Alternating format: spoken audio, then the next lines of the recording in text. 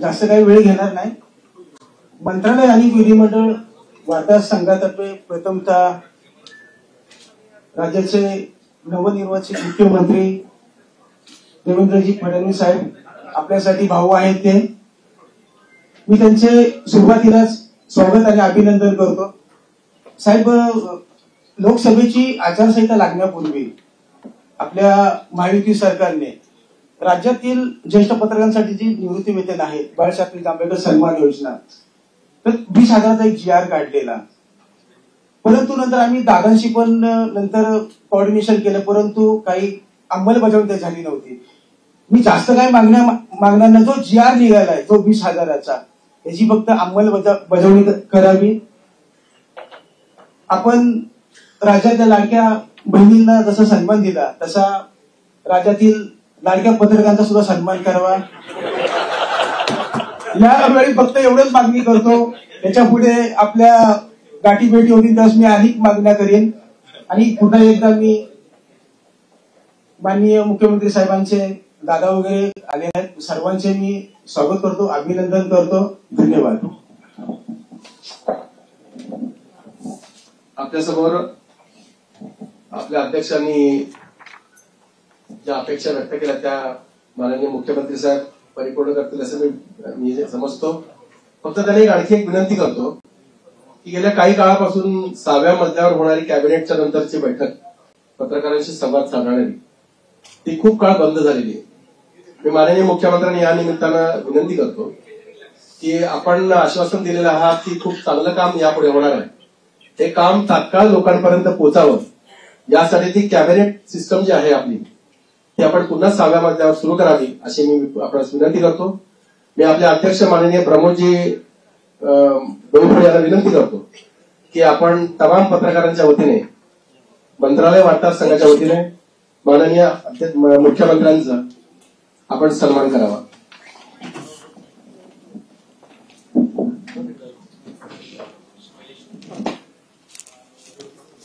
मला ही संधी मिळते.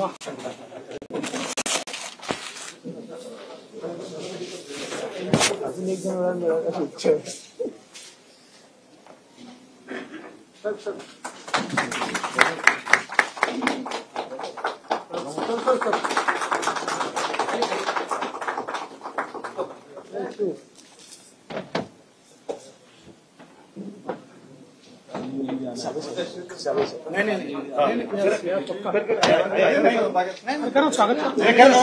साहेब बोलतात. अरे साहेब बोलतात ते म्हणतील ते करायचं आहे. हो नाही असं नाही. माननीय मुख्यमंत्र्यांच्या समवेत साहेब इथे आलेले आहेत. मी अध्यक्ष साहेबांना विनंती करतो आपण त्यांचा सन्मान करावा.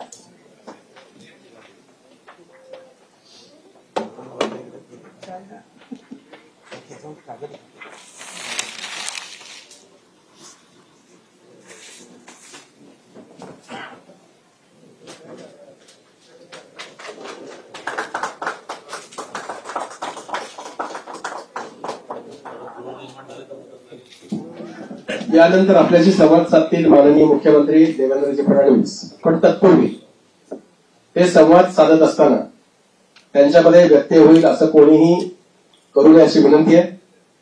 त्यांनी सांगितलं खूप वेळ इथे आहे, त्यामुळे आपल्याला प्रश्न जेव्हा विचारायचे असतील तेव्हा आपण हात वर करायचा, तेव्हाच आपण प्रश्न विचारता येतील.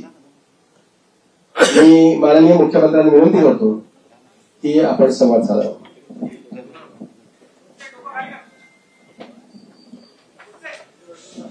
सर्वप्रथम मी मंत्रालय आणि विधिमंडळ वार्ताहर संघाचे अतिशय मनापासून आभार मानतो की आपण आजच शपथविधीनंतर या ठिकाणी मला निमंत्रित केलं आणि आपण सर्वांनी माझं स्वागत आणि सत्कार केला. त्याबद्दल मनापासून आपले आभार आहेत. आणि मगाशी प्रवीणजी आणि प्रमोदजी असं म्हणाले की जेव्हा जेव्हा त्यांची बॉडी असते तेव्हा तेव्हा मी मुख्यमंत्री होतो, 29ला तुमचीच बॉडी यावी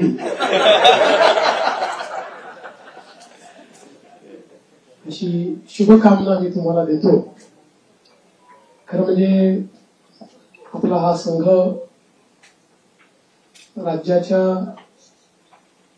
आपल्या संपूर्ण लोकशाही व्यवस्थेतला एक अत्यंत महत्वाचा स्तंभ आहे.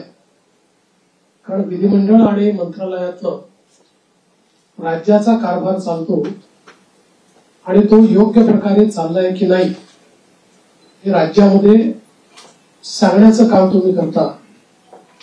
आणि जिथे काही चुका असतील त्या नजरेस आणून देतात, त्याच्यामुळे त्या चुका देखील सुधारता येतात. एखादी गोष्ट जी अतिशय जनोपयोगाची असेल ती जनतेपर्यंत पोहोचवण्याचा प्रयत्न देखील आपण करता. अर्थात कधी कधी एखादी गोष्ट आम्हालाही माहिती नसते आणि ती जनतेपर्यंत चालली जाते. मग लक्षात येतं की असं काहीतरी घडलेलं आहे आणि मग त्याचं फायर फायटिंग आम्हाला करावं लागतं. पण मला असं वाटतं की आपलं ते काम आहे आणि निश्चितपणे अतिशय चांगल्या प्रकारे आपण सर्व लोक ते करतात. गेली 2.5 वर्ष मुख्यमंत्री एकनाथराव शिंदेजींच्या नेतृत्वात आम्ही सरकार चालवलं आणि अतिशय गतिशील अशा प्रकारचे सरकार होतं. आज शपथविधीच्या निमित्ताने ज्यावेळेस आमची ऍडव्हर्टाइजमेंट चालली होती तर त्यात मला कोणीतरी विचारलं की महाराष्ट्र आता थांबणार नाही असं तुम्ही का म्हणताय. तर मी त्यांना समजावून सांगितलं 2.5 वर्षामध्ये महाराष्ट्राने विकासाची गती घेतली आहे. आता या गतीला आम्ही तसंच पुढे नेऊ. आता महाराष्ट्र थांबणार नाही. त्या गतीनं प्रगतीकडे महाराष्ट्र जाईल आणि पायाभूत क्षेत्र असो, सामाजिक क्षेत्र असो, उद्योगाचं क्षेत्र असो, प्रत्येक क्षेत्रामध्ये महाराष्ट्र अग्रणी राहील असा विश्वास या निमित्ताने मी व्यक्त करतोय. कारण म्हणजे जरी आमचे रोल बदलले असले, मी 14ला मुख्यमंत्री होतो, शिंदे साहेब आमच्या सोबत होते, 19ला 72 तासांकरता का होईना पण मी आणि अजितदादा मुख्यमंत्री आणि उपमुख्यमंत्री होतो. मग मागच्या काळामध्ये शिंदे साहेब मुख्यमंत्री होते, मी उपमुख्यमंत्री होतो आणि अजितदादाही उपमुख्यमंत्री होते. आता पुन्हा मी मुख्यमंत्री आणि शिंदे साहेब उपमुख्यमंत्री आहेत, अजितदादा उपमुख्यमंत्री आहेत. रोल जरी आमचे बदलले असले तरी देखील दिशा तीच राहणार आहे, गती तीच राहणार आहे, समन्वय देखील तोच राहणार आहे. त्यामुळे मला असं वाटतं की कुठेही याच्यामध्ये वेगळेपण हे आपल्याला पाहायला मिळणार नाही. मात्र आताच आमची जी पहिली मंत्रिमंडळाची बैठक झाली त्या बैठकीमध्ये आम्ही तिघांनीही सगळे जे आमचे अधिकारी आहेत त्या अधिकाऱ्यांना सांगितलं की मागच्या काळामध्ये पहिल्यांदा शिंदेजी आणि आम्ही आलो तर 50 ओव्हरची मॅच होती. मग अजितदादा जॉईन झाले तर काळ कमी असल्यामुळे 20-20ची मॅच होती. आता टेस्ट मॅच आहे, त्याच्यामुळे नीट योग्यपणे धोरणात्मक निर्णय घेत पुढची पायाभरणी योग्य प्रकारे करत आपल्याला राज्याला पुढे न्यायचं आहे. आणि मला विश्वास आहे की वेगवेगळ्या योजना आम्ही सुरू केलेल्या आहेत, वेगवेगळ्या पायाभूत गोष्टी आम्ही सुरू केल्या आहेत. मग इरिगेशन मधले नदीजोड प्रकल्प असतील किंवा ऊर्जा क्षेत्रामध्ये 16,000 मेगावॅटचे सौर ऊर्जेचे प्रकल्प असतील की ज्यातनं शेतकऱ्यांना दिवसा वीज मिळणार आहे, किंवा सामाजिक क्षेत्रातले लाडकी बहीण सारखे प्रकल्प असतील, मुलींच्या जी पूर्वी आम्ही 50% फी द्यायचो त्याच्याऐवजी 100% फी देण्याचा आमचा निर्णय असेल. असे हे जे वेगवेगळे निर्णय आहेत हे निर्णय पुढे सुरूच ठेवायचे आहेत. आणि आमचा प्रयत्न हा असणार आहे की आम्ही आमच्या वचननाम्यामध्ये, जाहीरनाम्यामध्ये जी जी आश्वासनं दिलेली आहेत ती आश्वासनं पूर्ण करण्याच्या दृष्टीनं पावलं आम्हाला उचलायची आहेत. आणि त्या दृष्टीनं पुढच्या काळामध्ये आम्ही निश्चितपणे योग्य वेळी योग्य निर्णय करून दिलेली सगळी आश्वासनं पूर्ण करण्याचा प्रयत्न करणार आहोत.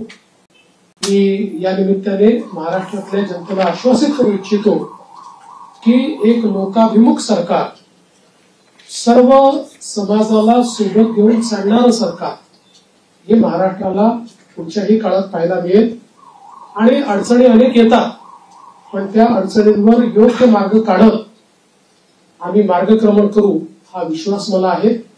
मी आपल्या सगळ्यांची देखील या प्रयत्नांमध्ये साथ मागतोय. आपलं देखील एक प्रकारे सहकार्य या सगळ्या प्रयत्नामध्ये असावं अशा प्रकारची आपल्या सर्वांना विनंती करतो आणि आपल्या माध्यमातून महाराष्ट्राच्या 14 कोटी जनतेला मी आश्वासित करू इच्छितो की हे सरकार पारदर्शीपणे आणि गतिशीलतेनं त्यांच्या कल्याणाकरता काम करेल हा विश्वास मी देतो.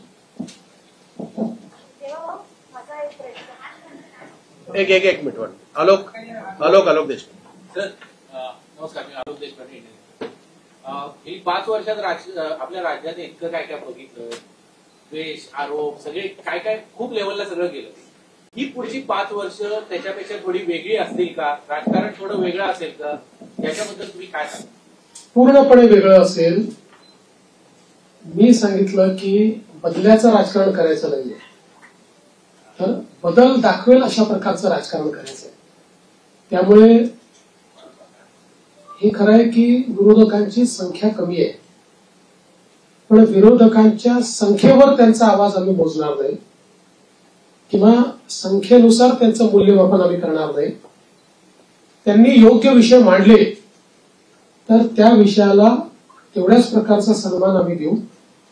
आणि मला असं वाटतं की पूर्णपणे स्थिर सरकारचे 5 वर्ष हे आपल्याला पाहायला मिळतील. जनतेची अपेक्षा देखील आमच्याकडनं हीच आहे, कारण जे मॅन्डेट जनतेने आम्हाला दिलंय असं मॅन्डेट मिळाल्यानंतर जनतेची अपेक्षा आहे की एक स्थिर सरकार महाराष्ट्राला मिळालं पाहिजे. कुठल्याही प्रकारचे 2019 पासून तर 22.5 पर्यंत जे वेगवेगळे बदल दिसले अशा प्रकारचे कुठलेही धक्के आता यापुढे लागू नयेत ही जी अपेक्षा आहे ती आम्ही पूर्ण करू. दीपक बातुसे. सर, लाडकी बहीण योजना याचा तुमच्या विजयात मोठा वाटा आहे. 2100 रुपये करण्याची तुम्ही घोषणा केली होती. तो निर्णय साधारणतः कधीपर्यंत होणार? आणि दुसरं, आता एक अशी चर्चा सुरू आहे की 1,500 जेव्हा दिले तेव्हा स्क्रुटिनी कोणतीही झाली नव्हती. आता 2100 देताना स्क्रुटिनी होणार अशी चर्चा आहे. त्या संदर्भात वस्तुस्थिती काय असेल? असं आहे की पहिल्यांदा तर ही योजना आम्ही सुरूच ठेवणार आहोत आणि 2100 देखील आम्ही देणार आहोत. आता बजेटच्या वेळी त्याचा आम्ही विचार करू आणि शेवटी आपले सगळे आर्थिक सोर्सेस जे आहेत ते सोर्सेस योग्य प्रकारे चॅनलाइज झाल्यानंतरच आपल्याला ते करता येतं. त्याच्यामुळे ते करण्याचा निर्णय पक्का आहे. जी आश्वासनं दिली ती आश्वासनं पूर्ण करू. त्याकरता ज्या व्यवस्था करायच्या त्या व्यवस्था आम्ही आधी करू. स्क्रुटिनीचा जिथपर्यंत सवाल आहे तिथपर्यंत एवढंच आहे की निकषाच्या बाहेर जर कोणी घेतलं असेल, निकषातला जो असेल त्याला कोणालाही त्यातनं कमी करायचं नाहीये. पण काही तक्रारी आल्या आहेत की निकषाच्या बाहेर मिळालेला आहे. जसं आपल्याला कल्पना असेल की शेतकरी सन्मान योजना जेव्हा मोदीजींनी सुरू केली त्यावेळी पहिल्यांदा जे काही बेनिफिशियरीज होते लक्षात आलं की मोठ्या शेतकऱ्यांना देखील ते मिळालेलं आहे. मग नंतर त्यातल्या अनेक शेतकऱ्यांनी स्वतःच त्या ठिकाणी सांगितलं की आम्ही या निकषात बसत नाही. मला असं वाटतं त्यानंतर ती स्थिर झाली. अशाच प्रकारे जर ऍपरंटली या योजनेमध्ये काही ज्यांना आपण निकष ठरवलेले आहेत त्या निकषाच्या बाहेरच्या आमच्या बहिणी मिळाल्या तर त्याचा पुनर्विचार होईल, पण सरसकट काही पुनर्विचार वगैरे करण्याचा विषय नाही. मंत्रिमंडळाचा विस्तार कधी होईल आणि विधानसभा अध्यक्षांची निवड मुंबईच्या अधिवेशनात करण्यात? विधानसभा अध्यक्षाची निवड ही मुंबईच्या अधिवेशनातून आम्ही करू, कारण नियमच असा आहे की शपथ झाल्यानंतर अध्यक्षाची निवड करावी लागते. अध्यक्षांच्या निवडीनंतर राज्यपालांचं अभिभाषण करावं लागतं. त्यामुळे ती सगळी प्रोसेस आताच आम्ही मंत्रिमंडळाने शिफारस करून राज्यपालांना पाठवलेली आहे की 7, 8 आणि 9 या 3 दिवसात ही शपथ घ्यावी. 9 तारखेला स्पीकरचं निवडणूक करावी आणि 9ला आपण अभिभाषण करावं नियमानुसार. अशा प्रकारची शिफारस आता मंत्रिमंडळाने माननीय राज्यपालांना पाठवली. विस्ताराच्या संदर्भात मला असं वाटतं की जवळपास आमची प्रक्रिया झालेली आहे. माझा स्वतःचा अंदाज असा आहे की नागपूर अधिवेशनापूर्वी आम्ही विस्तार करू. सोनू श्रीवास्तव. मेरा सवाल है कि सब कुछ अच्छा चल रहा था तो इतना डिले क्यों हो गया? और पूर्व बच्चे ने कहा दिक्कत थी कि आज भी मनोबल करना पड़ा. देखिए, ऐसा कोई डिले है ऐसा मैं नहीं मानता। इससे पहले भी 2004 में करीब 12-13 दिन का डिले हुआ था, 2009 में भी करीब 9 दिन का डिले था। तो कई बार हम लोगों को ये समझ लेना पड़ेगा कि कोएलिशन की गवर्नमेंट होती है तो उसमें बहुत निर्णय करने पड़ते हैं। एक पार्टी की सरकार होती है तो निर्णय एक ही पार्टी को करना है।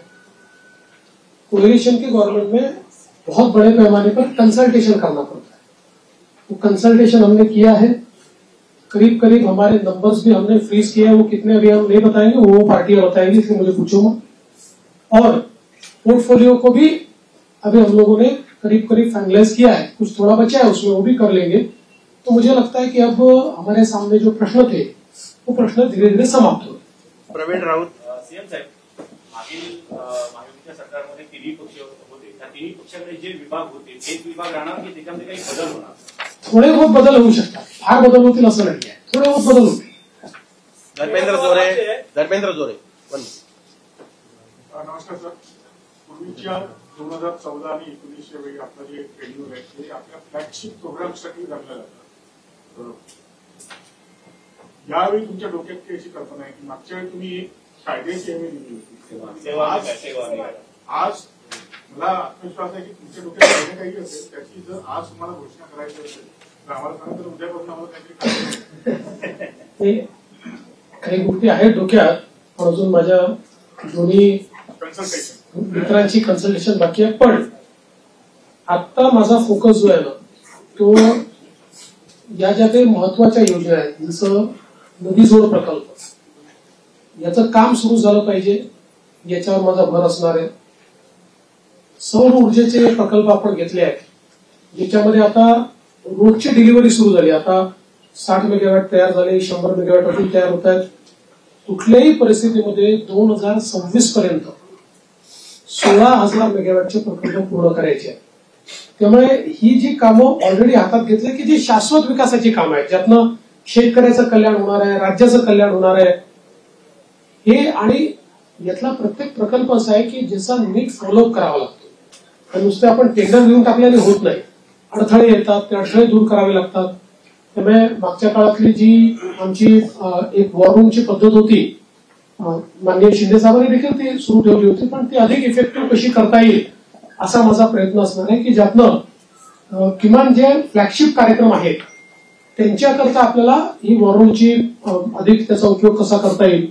जलयुक्त शिवार सारखी योजना जी पुन्हा आम्ही गेल्या 2.5 वर्षामध्ये त्याला बळकटीकरण केलेलं आहे, या योजनेला अधिक वेगाने आपल्याला कसं करता येईल याचा प्रयत्न माझा असणार आहे.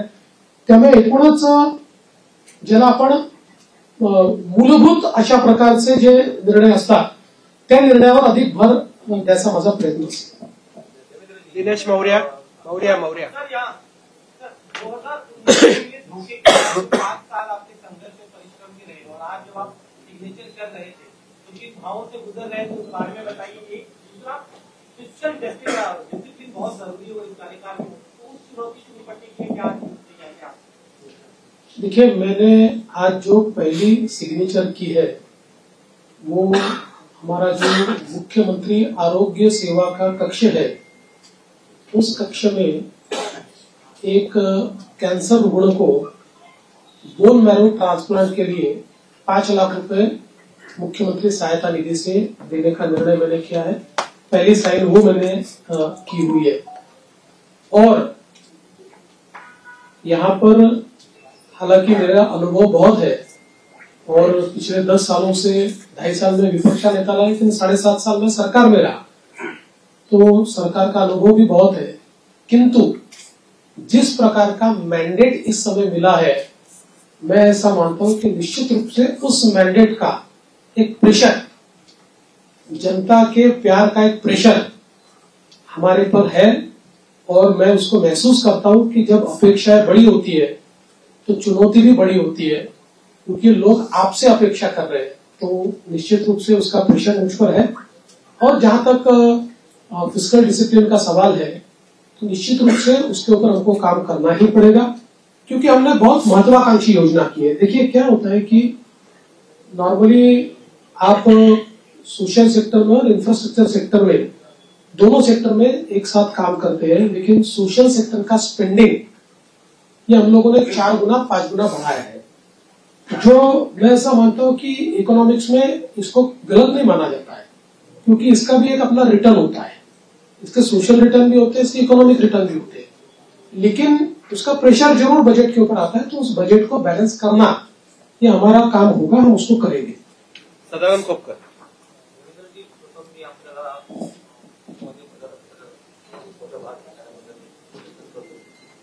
पूर्वीचं जे जो महाराष्ट्र आपण पाहिला होता, 2014 नंतरचा 2024 10 वर्षाचा काळ म्हणजे तसा फार मोठा काळ गेलेला आहे. या 2024 नंतरच्या महाराष्ट्राकडे आपण कसं पाहता? मला असं वाटतं की महाराष्ट्र वेगाने प्रगतीच करतो आहे, मात्र राजकीय संस्कृती जी महाराष्ट्रातली आहे त्याच्यावर पुनर्विचार करण्याची गरज ही सर्व पक्षांना आहे. महाराष्ट्रातलं जे राजकीय वातावरण होतं ते आपल्याला योग्य कसं करता येईल याचा प्रयत्न आपण केला पाहिजे.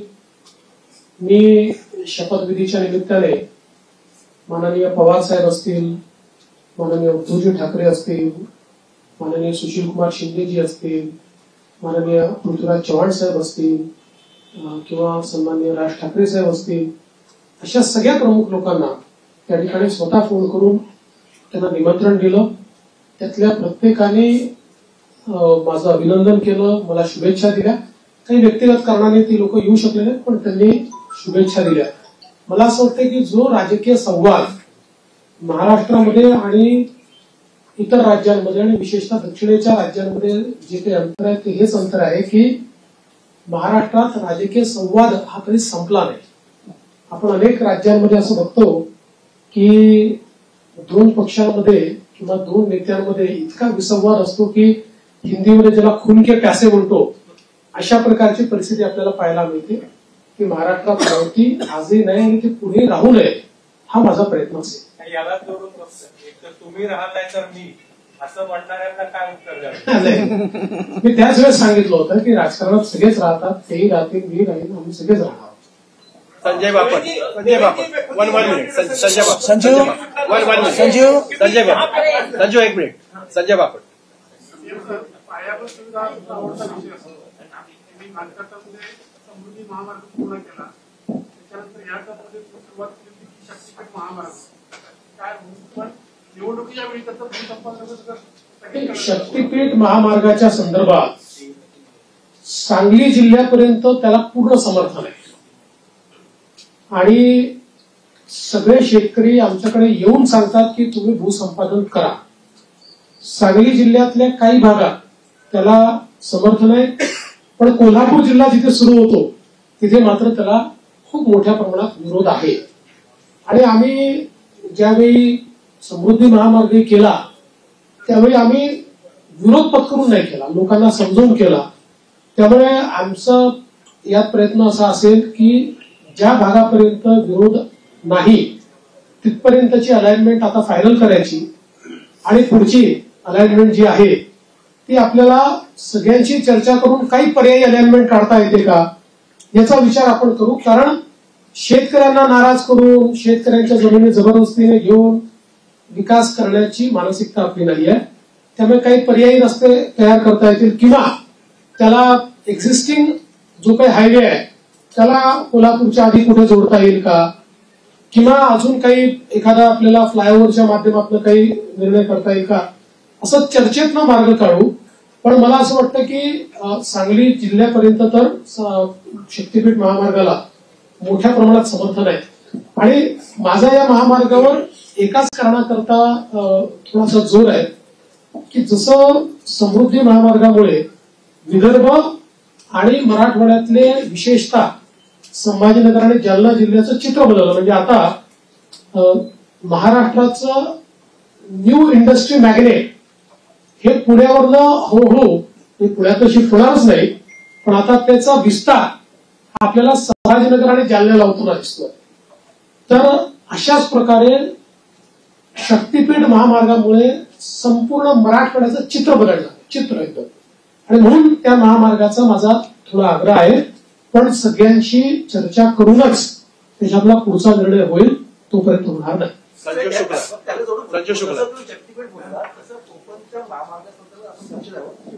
नाही, ते असं आहे की तुमची विनंती ही योग्यच आहे आणि मुंबई गोवा महामार्ग याचा विषय काढला की आम्हाला जरा अडचण होते. म्हणजे गडकरी साहेबांनी तर देशाच्या संसदेत सांगितलं की मी देशाच्या कानाकोपऱ्यात जिथे होऊ शकत नाही तिथे महामार्ग केले, पण या एका महामार्गाने मला फार त्रास दिला. मग मला असं वाटतं आता ते अंतिम टप्प्यात आहे. संजीव शुक्ला,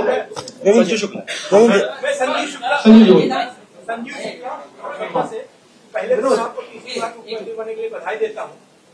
मैं ये जानना चाहता हूँ कि पिछली बार मतलब आपने जो गृहमंत्री के तौर पर काम अच्छा किया है, लोगों की भावना है आपके मंत्रालय से पास रखी, तो वो रखेंगे क्या?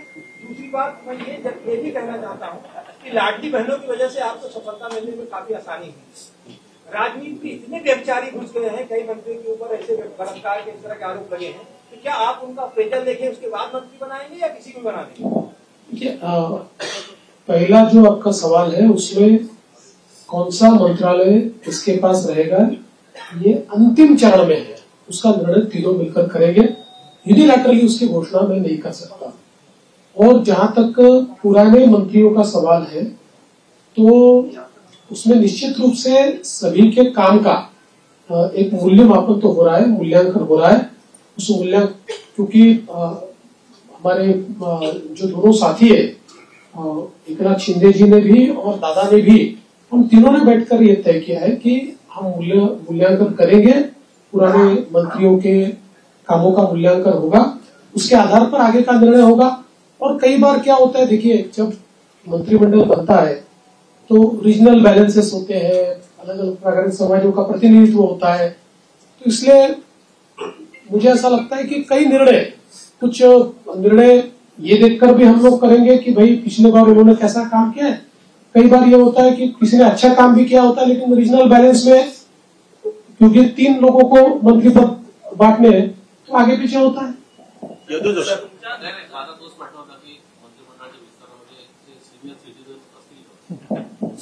कोणी सिनियर सिटीजन नाही आहे. तुम्ही हे लक्षात ठेवा, राजकारणामध्ये जोपर्यंत जनता ठरवत नाही तोपर्यंत कोणी म्हातारे होत नाही, कोणी रिटायर होत नाही. विनोद जगताप सर, मेरा सवाल ये है कि नई इंडस्ट्री लाने के लिए क्या प्रयास होंगे? और पिछले 2.5 साल में आपने देखा होगा कि विपक्ष हमेशा ये चिल्लाता रहा है कि सारे उद्योग गुजरात जा रहे हैं.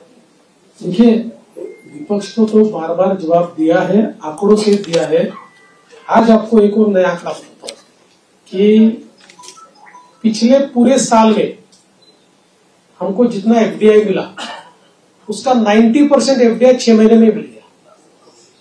तो आप समझ सकते हो कि कितना इनफ्लो इंडस्ट्री का आ रहा है. और जल्दी ही कुछ इंडस्ट्रीज की घोषणा मैं करूंगा. मेरी बातचीत अंतिम चरण में है कि जिनको महाराष्ट्र को पाकर, उन इंडस्ट्रीज को पाकर बहुत महाराष्ट्र को खुशी होगी, ऐसी कई इंडस्ट्रीज के साथ मेरी चर्चा अंतिम चरण में.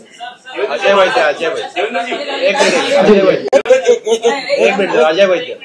आपण अनेक कल्याणकारी योजना सुरू केलेल्या आहेत. प्रश्न असा असतो की त्याची जी अंमलबजावणी असते त्यावर अधिक असं बघायला मिळतं की काही जे पात्र असतात पण त्यांना म्हणजे काही तांत्रिक कारणामुळे किंवा नीट माहिती नसल्यामुळे त्याचा लाभ मिळत नाही. म्हणजे जर 100% पैकी 70% लोकांना मिळाला आणि पात्र असून 30% जर मिळत नाही त्यांच्यामुळे ती योजना टिकाऊ होते. तर ह्याची जी अंमलबजावणी जी आहे त्याच्यासाठी एक मॉनिटरिंग सिस्टीम अशी तुम्ही काही सजेशन द्या म्हणून मी सजेशन देतो. चांगलं आहे.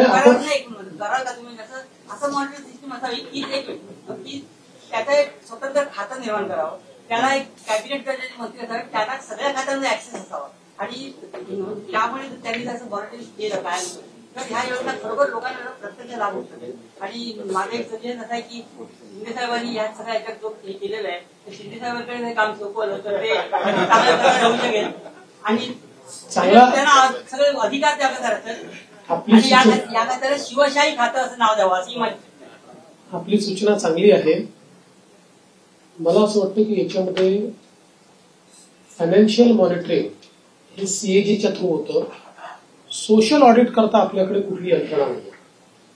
या योजनांचं केवळ आपण फायनान्शियल ऑडिट करतो सीएजीच्या माध्यमातून.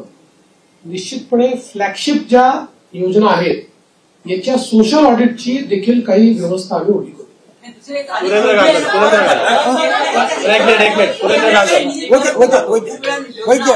आता आपला निधी परत जात नाहीये, निधी आपण पूर्ण खर्च करतो. एकच मिनिट, एक 1 मिनिट. विरोधी पक्ष असणं हे लाडक्या बहिणींचा आदर केला नाही. बऱ्याच जरी 10%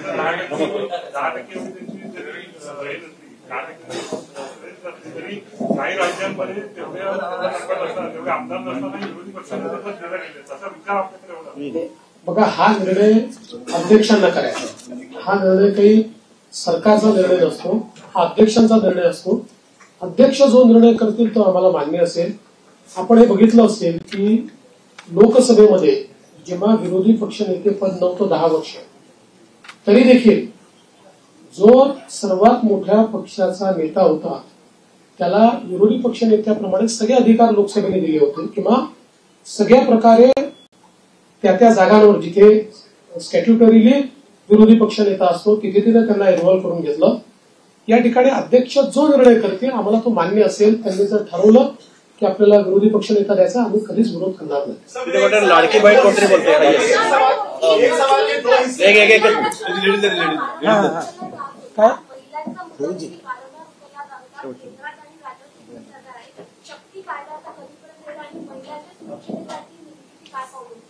बघा, शक्ती कायद्याच्या संदर्भात प्रॉब्लेम असा झाला की शक्ती कायदा आपला गेल्यानंतर दरम्यानच्या काळामध्ये वेगवेगळ्या डिपार्टमेंटला तो गेला, कारण आपला कायदा हा केंद्राच्या अनेक कायद्यांवर अधिक्षेप करणारा होता आणि त्याचसोबत काही तरतुदी आपल्या ज्या होत्या त्या संदर्भात काही विसंगत निर्णय, म्हणजे त्यापेक्षा वेगळे निर्णय, विसंगत म्हणजे वेगळे निर्णय हे सुप्रीम कोर्टाने दिले होते. म्हणून तो कायदा त्या ठिकाणी चर्चेमध्ये होता. दरम्यानच्या काळामध्ये केंद्र सरकारने 3 नवीन कायदे तयार केले आणि या 3 नवीन कायद्यांमधल्या त्यांनी ज्या तरतुदी केल्या जवळपास आपण ज्या तरतुदी केलेल्या आहेत तशा तरतुदी त्या कायद्यांमध्ये आहेत आणि आता पुन्हा त्या कायद्याशी आपल्या काही तरतुदी विसंगत होत आहेत. त्यामुळे आता केंद्र सरकारशी त्या संदर्भात चर्चा करावी लागेल. जसं आपण बघितलं असेल तर आता या नवीन कायद्यांमध्ये एक इंडिपेंडंट चॅप्टर हा रेपवर तयार झालेला आहे.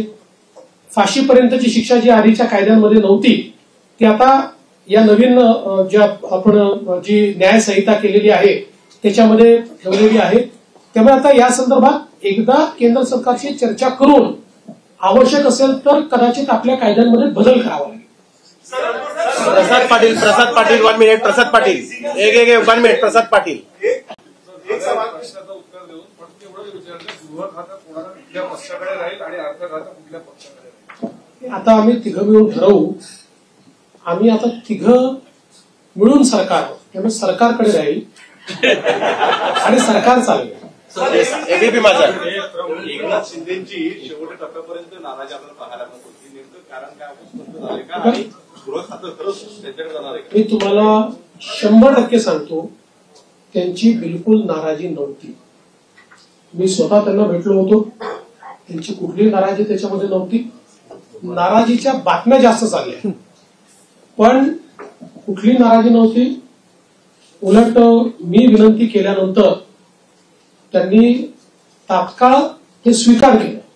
मी त्यांना विनंती केली की मी म्हटलं मागच्या काळात जेव्हा मला उपमुख्यमंत्री मला सांगितलं तेव्हा मला असं वाटत होतं की मी मुख्यमंत्री आहे तर मी उपमुख्यमंत्री होऊ नये. पण मला नंतर लक्षात आलं की जेव्हा अशा प्रकारचं अलायन्सचं सरकार असतं त्यावेळी प्रमुख व्यक्ती जर सरकारमध्ये नसला तर पक्ष आणि सरकार या दोघांचा समन्वय राहत नाही आणि त्यामुळे त्यांनी ते मान्य केलं.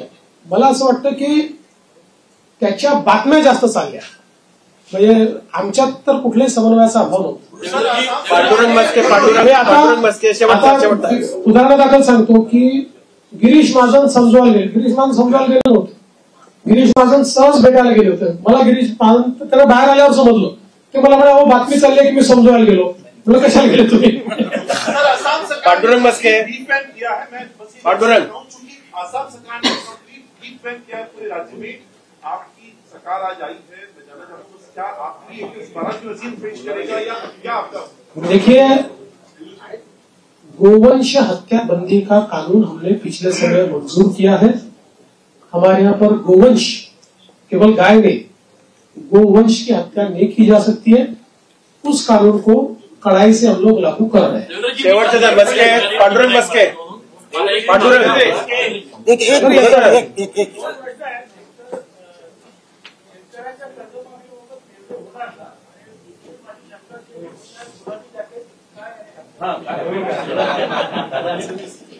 दादांनी शिवून दिलं.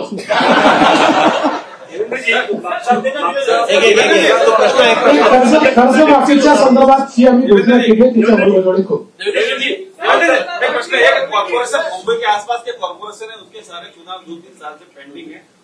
अब देखिए, सुप्रीम कोर्ट में वो अटके हैं, लेकिन हमारा प्रयास रहेगा. हमने पिछले भी समय सरकार की ओर से अर्जी लगाई थी कि इतने समय इसको पेंडिंग रखना ठीक नहीं है.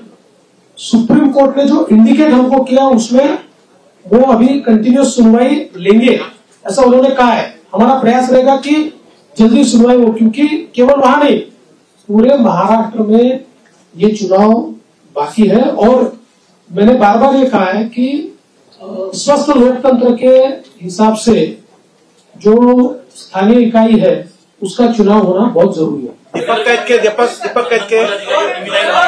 प्रश्न दीपक कैतके. प्रश्न असा आहे की आपला राजकीय संपूर्ण संघटनाचा सगळा संघर्षाचा प्रवास आम्ही बघितला, कव्हर पण केला.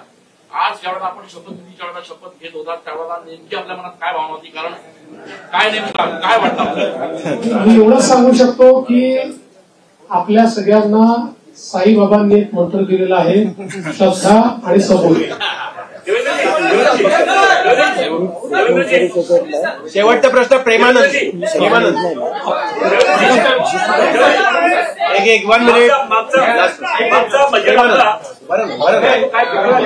बरं ना, या निवडणुकीतील लोकसभेला घातला. तुम्ही सांगितलं पहिल्या कॅबिनेटमध्ये धनगरांना प्रश्न मार्गी लावणार. आता काय ठोस निर्णय होणार आहे का? असं आहे की त्याच्यानंतर मी राज्याच्या विधानसभेमध्ये त्याची वस्तुस्थिती मांडली होती की कशा प्रकारे ऑलरेडी त्याच्या आधीच्या सरकारने हे देता येत नाही अशा प्रकारचा अहवाल हा केंद्र सरकारला पाठवला होता. त्याच्यानंतर त्याच्यामध्ये बरीच कारवाई झाली. मध्यंतरीच्या काळामध्ये त्याची केस कोर्टामध्ये झाली. कोर्टामध्ये त्याला सपोर्टिंग एफिडेव्हिट्स आम्ही केले, परंतु एका कुठल्या तरी सर्टिफिकेटमुळे कोर्टाने त्याच्यात दुसरा निर्णय घेतला. नंतर ते सर्टिफिकेट बोगस असल्यामुळे ते सर्टिफिकेट आम्ही रद्द केलं. आता पुन्हा कोर्टाच्या विचाराधीन तो विषय आहे आणि कोर्टामध्ये योग्य ती बाजू आम्ही मांडलेली आहे. आणि मराठा आरक्षणाच्या संदर्भात निश्चितपणे मराठा समाजाला न्याय देण्याचा प्रयत्न मागच्या काळात आम्हीच केला आणि पुढे आम्हीच मराठा समाजाला न्याय निश्चितपणे देऊ.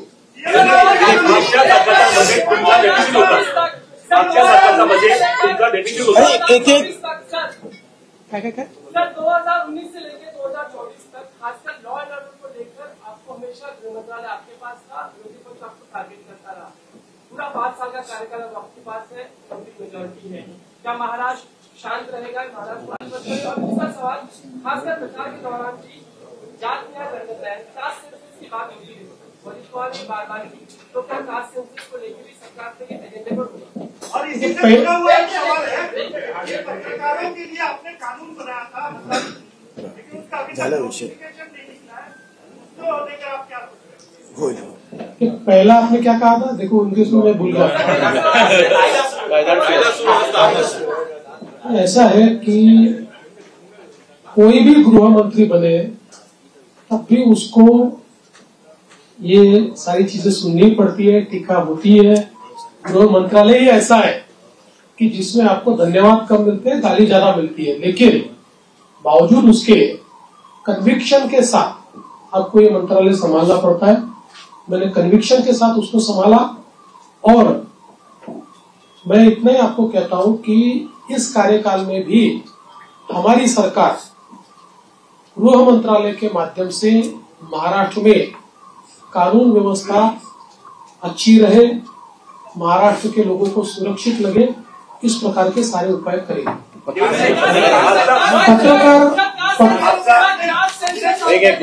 देखिए, भारतीय जनता पार्टी की भूमिका ये बार बार हमने स्पष्ट की है कि कास्ट सेंसस को हमारा विरोध नहीं है। जो पहला कास्ट सेंसस बिहार में हुआ हमारी समर्थन से ही हुआ है। हमारा हमेशा इतना ही कहना है कि कास्ट सेंसस को वेपनाइज मत करो।